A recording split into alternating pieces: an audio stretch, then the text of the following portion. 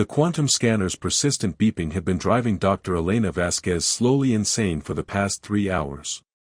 She glared at the device, its holographic display flickering with readings that made absolutely no sense according to everything she'd learned in 15 years of xenoarchaeology. The energy signature it was detecting beneath Neo-Singapore's foundations wasn't just anomalous, it was impossible. "Come on, you temperamental piece of tech," she muttered, giving the scanner a gentle tap that was really more of a frustrated thump. "Either give me real readings or shut up and let me enjoy my coffee in peace." The scanner responded by beeping even more frantically, its display now showing energy levels that would have powered half the city. Elena sighed and pulled up the geological surveys on her tablet. According to every official record, there was nothing beneath this section of the city except bedrock and the usual tangle of quantum conduits that kept Neo-Singapore's gravity generators humming. She'd been investigating reports of unusual phenomena in Sector 7G, reports that mostly consisted of Mrs. Chen's houseplants growing 3 times their normal size and Mr. Patel's coffee maker occasionally brewing what he swore was liquid starlight. The scientific consortium had assigned her to debunk these claims, fully expecting her to file a report about faulty quantum shielding or maybe a minor dimensional leak from the nearby research labs. Instead, she'd stumbled onto readings that suggested something ancient and massive was buried directly beneath the city's commercial district. Elena's comm device chirped with an incoming message from her supervisor. She glanced at it and immediately deleted it without reading. She'd learned that ignorance was bliss when it came to Director Williams and his opinions about proper research protocols. The man had all the imagination of a quantum calculator and twice the personality. The scanner's beeping suddenly stopped. Elena looked up from her tablet to find the device's display showing a single, pulsing dot directly below her feet. The energy readings had stabilized, but they were showing something that made her stomach do a little flip. Whatever was down there was big, old, and apparently responding to the scanner's probes. "Well," she said to no one in particular, "this is either going to make my career or get me fired. Possibly both." She activated her emergency excavation protocols, a fancy term for, borrowed some equipment from the construction site next door, and began scanning for the safest access point. The quantum resonance pattern suggested there was some kind of chamber system about 40 meters down, accessible through what looked like a natural cave network that connected to the old subway tunnels. 2 hours later, Elena found herself rappelling down a maintenance shaft that officially didn't exist, her headlamp cutting through darkness that seemed to absorb light like a hungry thing. The walls around her showed signs of extreme age, but not the kind of weathering she'd expect from normal geological processes. These looked melted, reformed, as if someone had carved through solid rock with tools that worked on a molecular level. Her boots hit solid ground with a wet squelch that she decided not to think too hard about. The chamber she found herself in was vast, its ceiling disappearing into darkness above her head. But what made her jaw drop wasn't the size, it was the walls. They were covered in symbols that seemed to shift and writhe in her headlamp's beam, forming patterns that hurt to look at directly. The symbols weren't carved into the stone, they were part of it, as if the rock itself had grown into these shapes. And they were glowing with a soft, pulsing light that reminded her of a heartbeat. "Okay," Elena said, her voice echoing strangely in the vast space. "This is definitely not in the geological survey." She pulled out her recording equipment and began documenting everything, her excitement overriding the little voice in her head that was screaming about proper safety protocols. The symbols were unlike anything in the xenoarchaeological database, but there was something familiar about their structure, something that tickled at the edge of her memory. As she worked, moving deeper into the chamber, she became aware of a low humming sound that seemed to come from the walls themselves. It wasn't unpleasant. Actually, it was almost musical, like a lullaby sung by something vast and ancient. The sound grew stronger as she approached what appeared to be the chamber's center, where a raised dais held something that made her scanner go completely haywire. It was a crystal, but not like any she'd ever seen. This one was roughly the size of a person, its surface perfectly smooth and filled with swirling patterns of light that looked almost like star charts. As she got closer, the humming grew louder, and the symbols on the walls began pulsing in sync with the crystal's internal light show. Elena reached for her comm device to call for backup, then remembered she was 40 meters underground in an officially non-existent chamber filled with impossible technology. The consortium's standard response to this kind of discovery would be to seal everything off and spend the next decade arguing about proper documentation procedures. Or, she said, looking at the crystal, I could just touch it and see what happens. What's the worst that could happen? The moment the words left her mouth, she realized she'd just uttered what was probably the most dangerous phrase in xenoarchaeology. But her curiosity had already overridden her common sense, and she found herself reaching toward the crystal's surface. The instant her gloved hand made contact, the chamber exploded with light. The symbols on the walls flared into brilliant life, and the humming sound became a symphony that seemed to resonate in her bones. The crystal's surface rippled like water, and suddenly Elena was seeing things, images that flooded her mind with impossible clarity. She saw stars being born and dying, civilizations rising and falling across the galaxy, and something vast and dark approaching from the space between galaxies. But most clearly, she saw a figure standing before the crystal. A woman who looked human except for ears that curved into elegant points, her face filled with hope and desperate urgency. The vision lasted only seconds, but when it ended, Elena found herself on her knees, her equipment scattered around her and alarms blaring from every device she carried. The crystal was no longer glowing softly, it was blazing like a miniature sun, and the symbols on the walls were moving now, shifting and rearranging themselves into new patterns. Well, Elena gasped, struggling to her feet and trying to ignore the way reality seemed to be wobbling around the edges. I definitely should have called for backup first. Above her, far above the city and hidden in the vast darkness of space, something noticed the beacon's activation. In a ship that moved between dimensions like a needle through fabric, Commander Lyralii of the Etherian Collective felt her world shift as sensors that had been silent for 1,000 years suddenly screamed with urgent purpose. The prophecy had begun. Elena's apartment looked like a quantum physics textbook had exploded and taken half the xenoarchaeological database with it. Holographic displays floated everywhere, showing endless streams of data from her unauthorized scanning session 3 days ago. She'd called in sick to the consortium, technically true, since looking at ancient alien symbols apparently gave her migraines that felt like tiny supernovas going off behind her eyeballs. Okay, translation matrix, she said to her AI assistant, which she'd named Carl after her college roommate's pet goldfish. Run the pattern analysis again, and this time try not to crash when you hit the recursive loops. Carl's synthesized voice carried what Elena swore was electronic exasperation. Dr. Vasquez, I've run this analysis 47 times. The symbols appear to be describing something called the child of the third world, who will bridge the void between stars.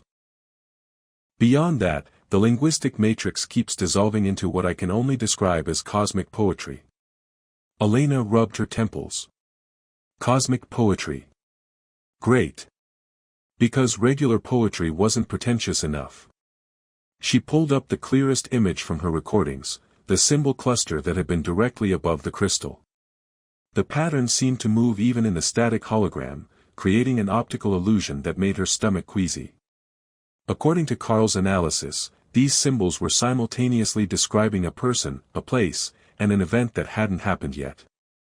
Her comm device buzzed with another message from Director Williams. She glanced at it. Dr. Vasquez, your continued absence requires explanation. Report to my office immediately upon your return or face disciplinary action. Carl, remind me to update my resume, she muttered, then paused. Actually, how exactly do you put accidentally activated ancient alien beacon on a professional CV? Under special skills, perhaps. Carl suggested. Right after proficient in 17 dead languages and before experienced in interdimensional archaeology. Elena was about to respond when every holographic display in her apartment suddenly flickered and went dark. Her quantum scanner, which had been sitting quietly on her coffee table, began beeping urgently. But this wasn't the same pattern from the chamber, this was something new, something approaching. She grabbed the scanner and watched as it tracked an energy signature moving through the city's upper atmosphere. Whatever it was big, cloaked, and heading directly for her location. "Carl, please tell me that's just the weather control satellites having another malfunction." "I'm afraid not, Dr. Vasquez. The signature is consistent with advanced propulsion technology, approximately 2,000 years beyond current human capability. Also, it appears to be slowing down." Elena looked out her apartment window at the Neo-Singapore skyline. The city stretched out below her in its usual organized chaos of gravity-defying architecture and holographic advertisements. Nothing looked different, but her scanner insisted that something impossible was hovering directly above her building. "Right," she said, grabbing her jacket. "Because my week wasn't weird enough already." She made it to the building's rooftop garden just in time to see empty air shimmer like heat waves. The shimmer solidified into the outline of a small ship that looked like someone had taken a teardrop, stretched it into an elegant curve, and then convinced it to forget about physics entirely. A section of the ship's hull rippled and formed an opening. Elena found herself face to face with a woman who could have been human except for ears that curved into graceful points, like something from ancient Earth mythology. The woman wore clothing that seemed to be made of starlight itself, and her expression was a mixture of hope and barely controlled panic. "Greetings, fellow carbon-based life form," the woman said in perfectly accented English. "I come in peace and also with urgent cosmic business to discuss." Elena stared at her for a moment, then burst into laughter. Did you really just say, fellow carbon-based life form? Have you been practicing that line?" The alien woman's pointed ears turned a delicate shade of pink. "I may have consulted your communication databases. Was it inappropriate? Your social protocols are quite complex." "It's perfect," Elena said, wiping tears from her eyes. "Absolutely perfect. I'm Elena, and I'm assuming you're here about the glowing crystal and the symbols that gave my AI an existential crisis." "I am Commander Lyralii of the Etherian Collective," the woman replied, her formal tone relaxing slightly. "And yes, your activation of the prophecy beacon has caused what your species might call a situation across several star systems." Elena gestured toward the ship. "Well, since you're here, you might as well come in. Fair warning, my apartment is currently decorated in obsessive researcher chic, and my coffee maker is possessed by what I suspect is a minor dimensional entity." Lyralii followed her downstairs, her movements graceful despite obvious unfamiliarity with human architecture. She examined everything with the intense curiosity of someone seeing an alien civilization for the first time, which Elena realized was exactly what she was. "Your dwelling is remarkably colorful," Lyralii observed, looking at Elena's collection of neon-bright research equipment. "Thanks. I think. Carl, say hello to our guest." "Greetings, Commander Lyralii," Carl's voice emanated from speakers throughout the room. "I am experiencing what Dr. Vasquez calls digital excitement at the opportunity to communicate with an advanced alien intelligence." Lyralii looked around in confusion. "Is Carl another of your species?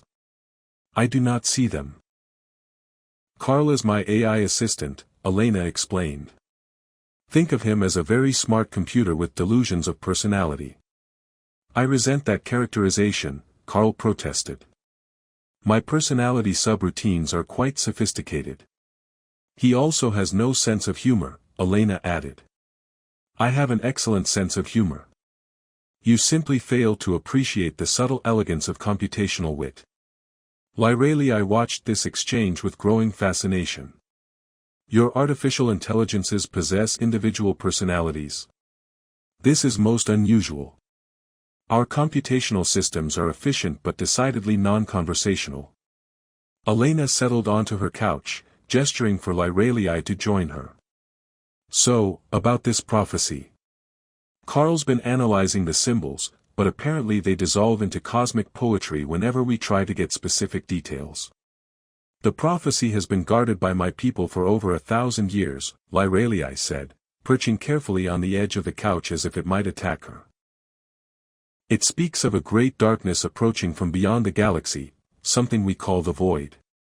Our ancestors believed that when this darkness came, only a child of Earth could stand against it. And by child of Earth, they meant humans. Not exactly. Lyraliai's expression grew complicated. Your species is far more remarkable than you realize, Elena Vasquez. But first, I must ask, have you experienced any unusual phenomena since activating the beacon? Elena thought about her scanner readings, the impossible energy signatures, and the way reality had seemed to wobble around the edges in the chamber. Define unusual.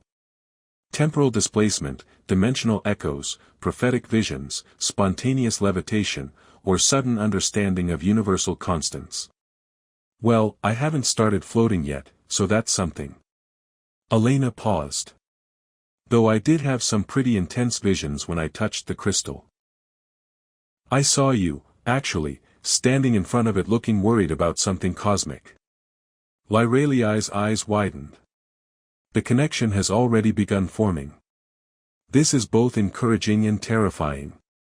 Great. I love being encouraged and terrified simultaneously.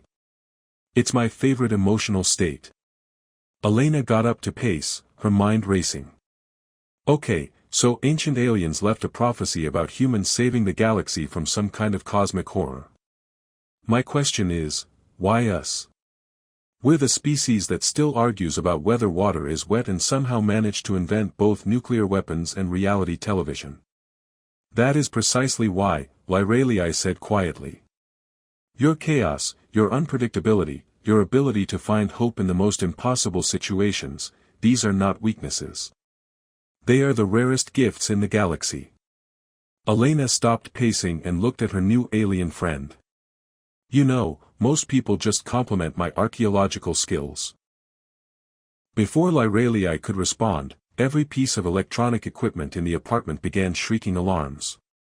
Carl's voice cut through the noise with uncharacteristic urgency. Dr. Vasquez, we have a problem. Multiple ships are approaching the city, and their energy signatures are definitely not friendly. Through the window, Elena could see dark shapes moving against the stars, their hulls absorbing light like hungry shadows. Whatever they were, they moved with predatory grace and obvious hostile intent. Dominion scouts, Lyraliai whispered, her face pale. They've found us. Elena's emergency bag contained exactly 3 useful items, her quantum scanner, a half-eaten protein bar, and a plasma cutter she'd borrowed from the construction site and forgotten to return. As the Dominion ships descended through Neo-Singapore's atmosphere like mechanical vultures, she realized her preparedness for alien invasion rated somewhere between pathetic and comedy sketch. So, she said, stuffing the scanner into her jacket pocket while Lyraliai did something complicated with her ship's controls, on a scale of 1 to galactic apocalypse, how bad is this Dominion situation? Approximately, completely catastrophic, with overtones of universally doomed, Lyraliai replied, her fingers dancing across holographic interfaces that appeared and disappeared faster than Elena could track. They are the Void's advanced scouts, preparing worlds for consumption. Their arrival means we have perhaps hours before. A massive explosion shook the building, interrupting what Elena was sure would have been a wonderfully terrifying explanation. Through her apartment window, she watched one of the city's gravity stabilizers bloom into a flower of plasma and twisted metal. Carl, she called out, please tell me you backed up all my research to the quantum cloud. Of course, Dr. Vasquez. I also took the liberty of ordering you a pizza 30 minutes ago, assuming you would need sustenance for whatever catastrophic adventure you were about to embark upon. Elena stared at the speakers. You ordered pizza. During an alien invasion. Pepperoni and mushroom. Your usual stress-eating selection. Lyraliai looked between Elena and the speakers with an expression of profound confusion. Your artificial intelligence has predictive algorithms for food delivery during crisis situations. Carl is special, Elena said, grabbing her jacket. Also apparently more prepared for alien invasion than I am. Should we be running now? Definitely running. My ship's stealth systems will not hold against a full Dominion search pattern. Lyralii moved toward her ship's entrance, then paused.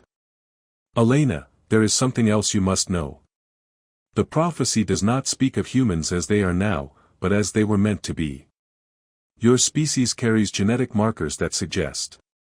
Another explosion, much closer this time, cut her off.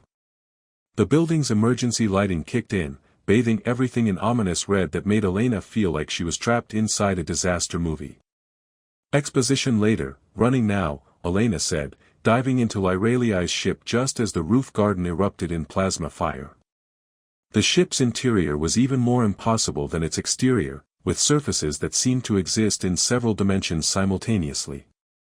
Elena found herself sitting in what might have been a pilot's chair, though it appeared to be made of crystallized starlight and good intentions. Fascinating, she muttered, running her hands along the chair's armrests. Your technology is based on dimensional folding, isn't it? You're basically convincing space that it wants to be smaller on the outside than the inside. Lyralii shot her a surprised look while piloting them through Neo-Singapore's twisted skyline. You understand dimensional architecture theory? I understand that your ship violates about 17 laws of physics and somehow makes it look elegant. Elena watched the city blur past through the ship's view screen. Also, I may have accidentally minored in theoretical xenotechnology. My advisor said it would never be useful. Professor Hendricks always was short-sighted. Carl's voice emerged from Elena's comm device. I am currently accessing the city's surveillance network to track Dominion movement patterns. Also, your pizza has been delivered to the roof. The delivery driver seemed confused by the plasma fire. Elena laughed despite their situation. Poor guy.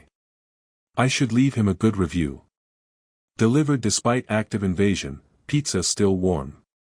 Lyralii guided the ship between two massive arcology towers, using their bulk to mask their escape from the city center.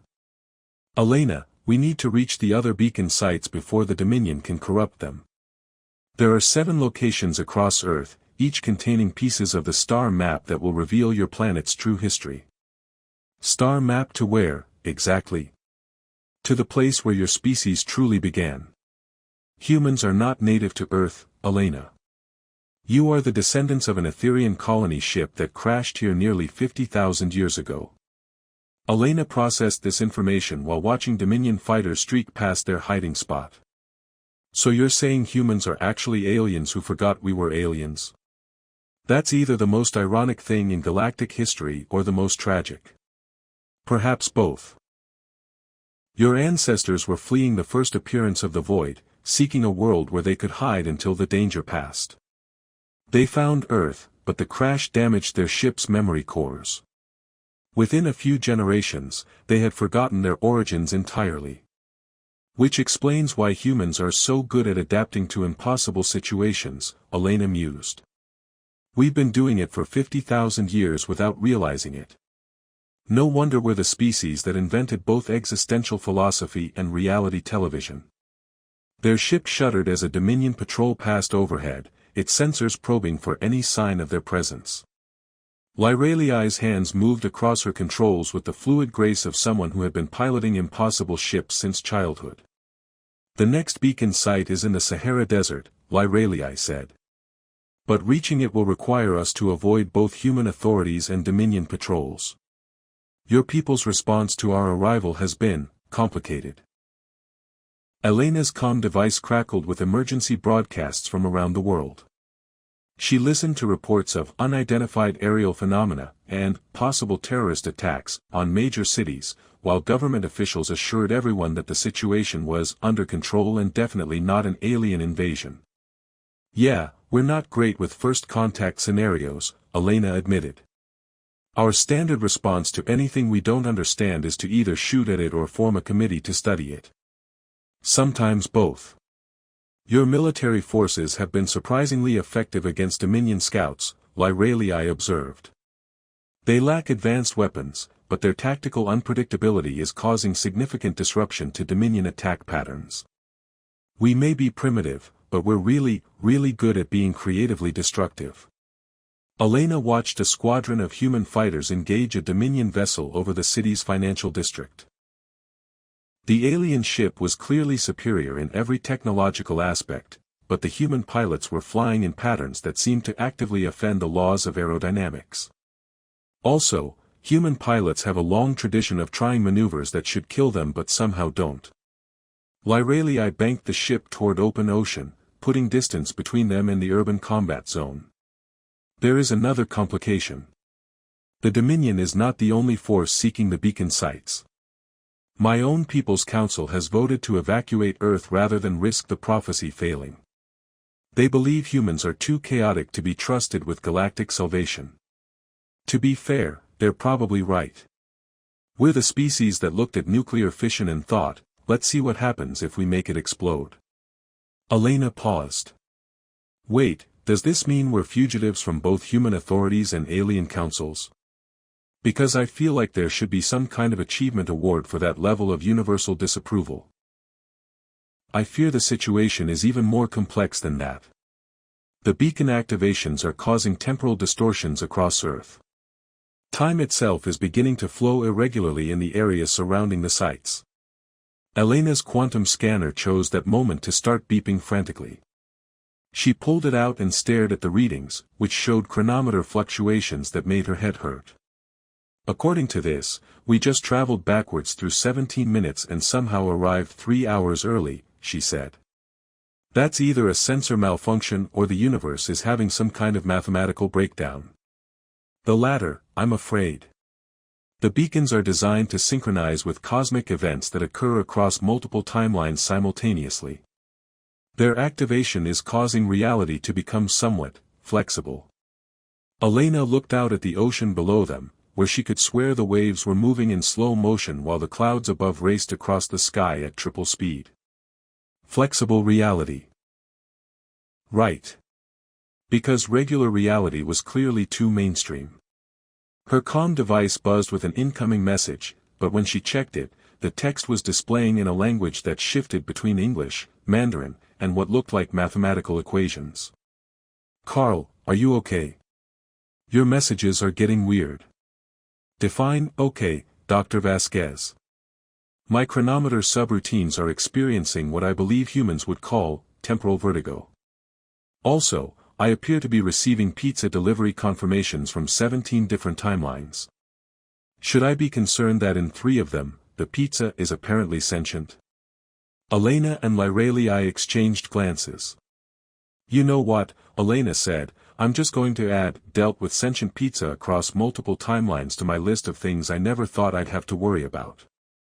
Your species' ability to find humor in cosmic horror continues to astound me, Lyralii observed, guiding them toward the coordinates of the next beacon site. Humor is how we cope with the fact that the universe is clearly insane, Elena replied. If we didn't laugh at it, we'd have to admit that nothing makes sense and we're all just improvising our way through existence. Perhaps that is exactly why the prophecy chose your people, Lyralii said softly. In a galaxy full of order and logic, chaos and humor may be the only things capable of standing against the void. Elena stood at the edge of the solar system watching reality have what could only be described as a complete nervous breakdown. Through Lyralii's ship viewscreen, she could see the void manifesting as a patch of space where the concept of existence had simply given up and gone home. Stars were winking out not because they were being destroyed, but because they were forgetting how to be stars. So, she said, checking her readings for the 1000th time, on a scale of 1 to completely screwed, how would you rate our current situation? I believe your species would call this utterly, cosmically screwed with a side of existential doom, Lyralii replied, her hands dancing across controls that were now displaying warnings in 17 languages, including 3 that hadn't been invented yet.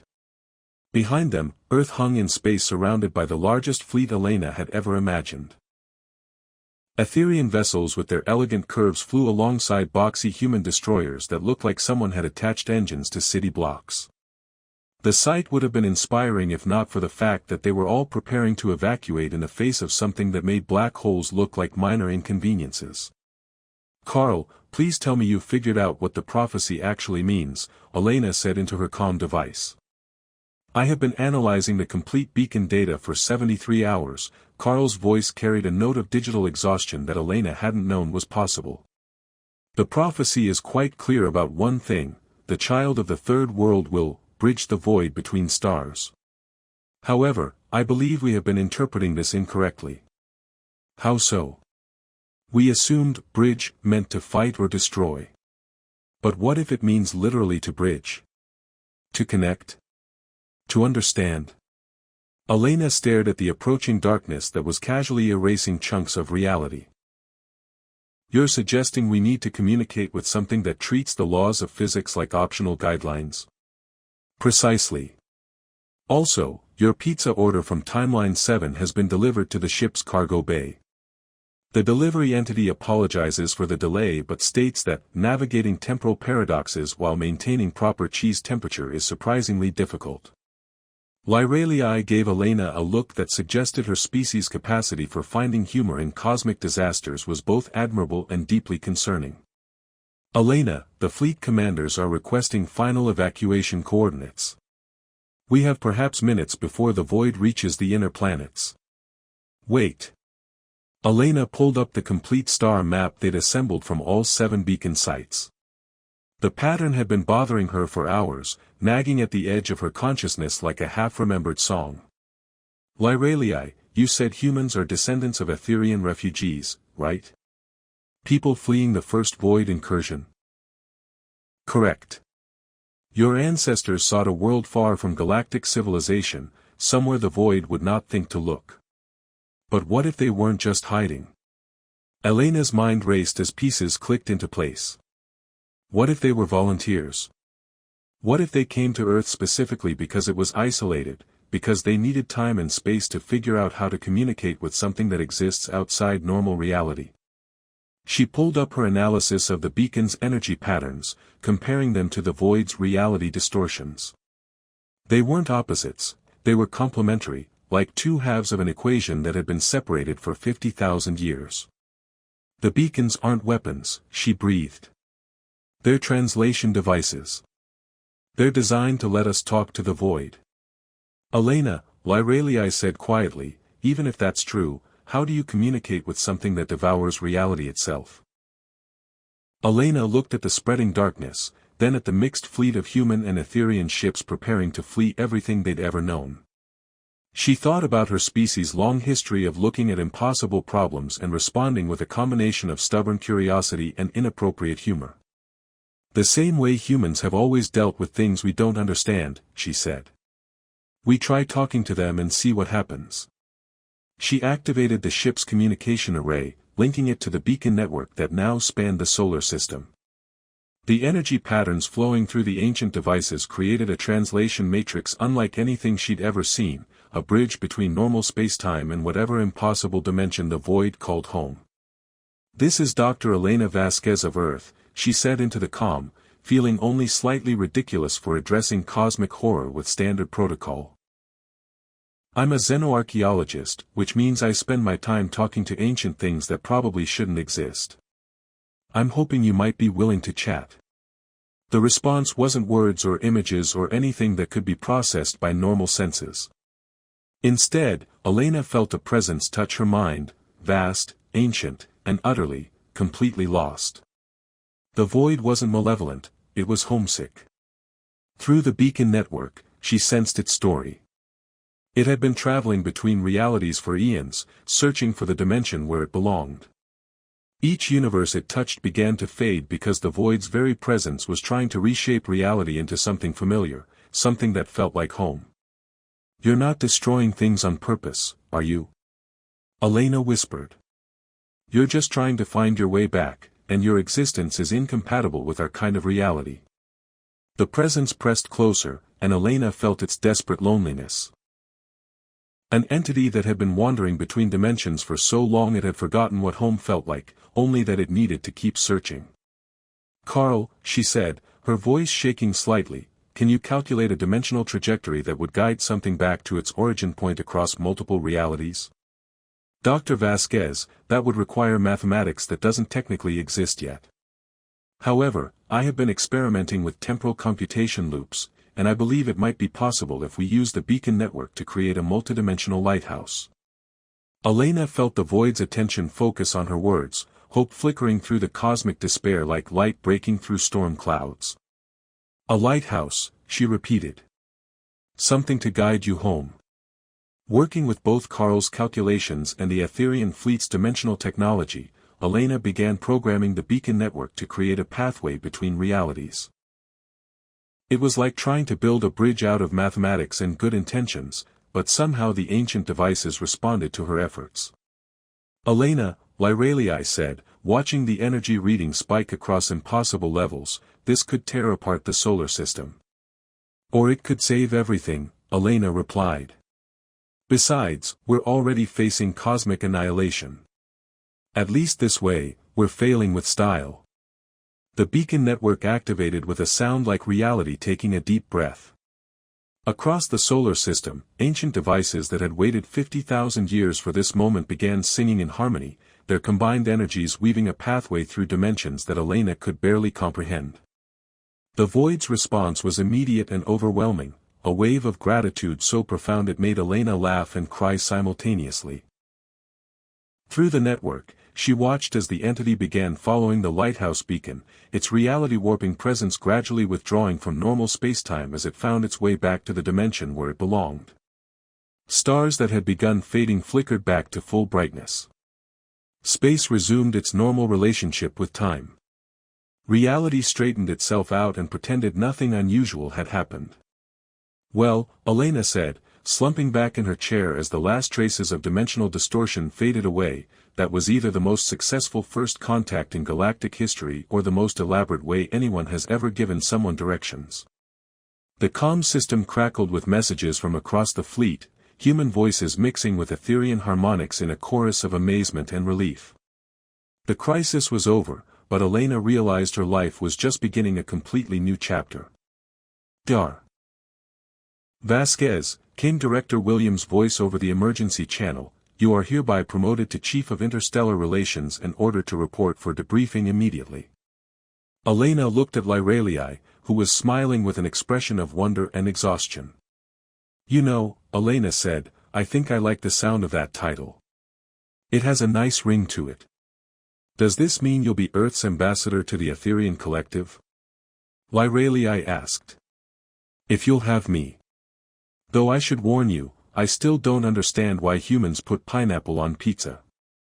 Lyralii's ears perked up with curiosity. Perhaps that will be our first cultural exchange. I am quite interested in exploring the philosophical implications of controversial food combinations. Elena laughed, looking out at the stars that no longer seemed like distant points of light but like neighbors she hadn't met yet. I think this is going to be the beginning of a beautiful friendship. Carl, remind me to update my resume again. Already done, Dr. Vasquez. I've added, successfully prevented universal annihilation through creative communication techniques right at the top. Also, your pizza from Timeline 7 is still warm if you're interested. You know what, Carl?